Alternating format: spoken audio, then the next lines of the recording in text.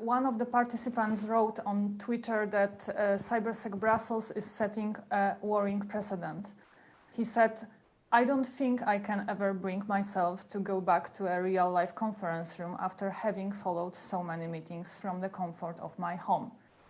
Well, we really hope that we didn't hijack the real-life conferences, and in fact, we hope we'll meet you soon, personally, on the 12th edition of Cybersec conference, because in fact, we organized already 10 in real life in Kraków, Katowice, Warsaw, Brussels, and Washington, D.C. We are now finishing the 11th edition, the first digital only. It was important for us because we all, as the Cybersec community, were able to recommit to the values and rules which are underpinning the safe, open, and free internet. We highlighted the need to safeguard the European values in cyberspace. It was done with reference to the latest Financial Times article of Yuval Harari, in which he was speaking of a threat of increased surveillance in all countries to tackle the corona crisis. We should really take care of balancing the need to counter the life's threat with the right to keep our privacy in a long run. Human rights offline and online should be the same, we said today. The tone of the conference was in line with maintaining free, open cyberspace that complies with our democratic values. And as Robert Strayer pointed out, also protect human rights and civil liberties. What is the most important in this unprecedented time is that we discussed how keeping secure cyberspace is becoming even more important in a time of pandemic, especially that we can observe cyber attacks on hospitals now. We heard today that European Commission is expected to invest 2 billion euros in data infrastructure in the coming years. And we learn what is the framework of the NIS directive review. Very important subjects.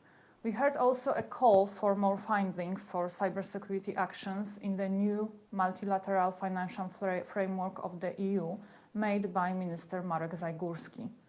I really agree with him in that respect because cybersecurity is of critical importance now.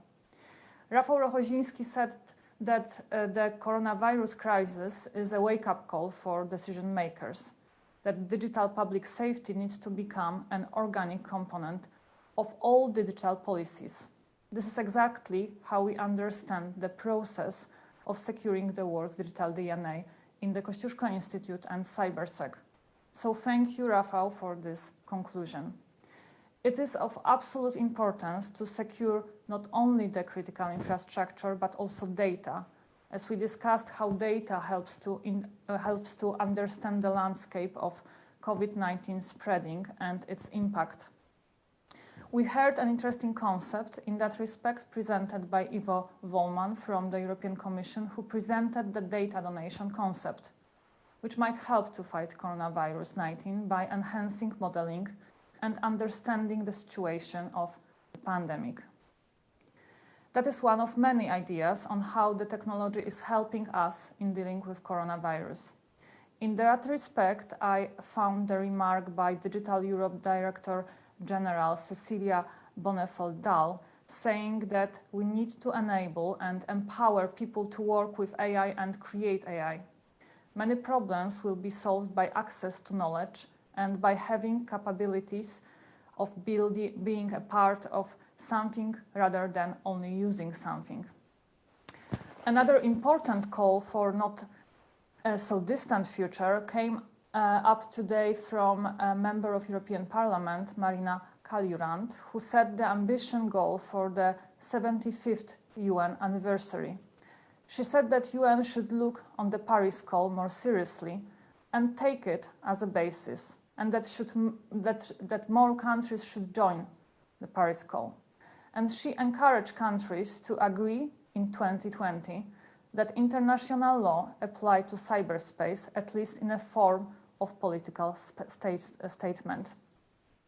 And I really support this message, especially that next Cybersec forum, scheduled for 3rd to 5th November this year, will be held at the same time and place as the Internet Governance Forum by United Nations, organized this year by the Polish Ministry of Digital Affairs.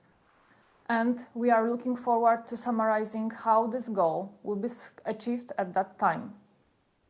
More announcements and more main points of this today conference you can find on our social media profiles. So I encourage you to follow us on Twitter, Facebook, LinkedIn, as it will keep us in contact during the lockdown time. Dear all, we will present more recommendations after this conference pretty soon and share with you as a food for thought, and hopefully we will see some of them implemented by decision makers anytime soon. Thank you for being with us during this unprecedented digital-only edition of Cybersec Brussels Leaders Foresight. Thank you Google, Samsung, Microsoft, PZU and Amazon Web Services for being our partners. I would like to thank you especially for my amazing team for transferring Cybersec from Brussels to cyberspace. Thank you from the bottom of my heart. And stay safe, stay home if you can. Thank you for joining us today.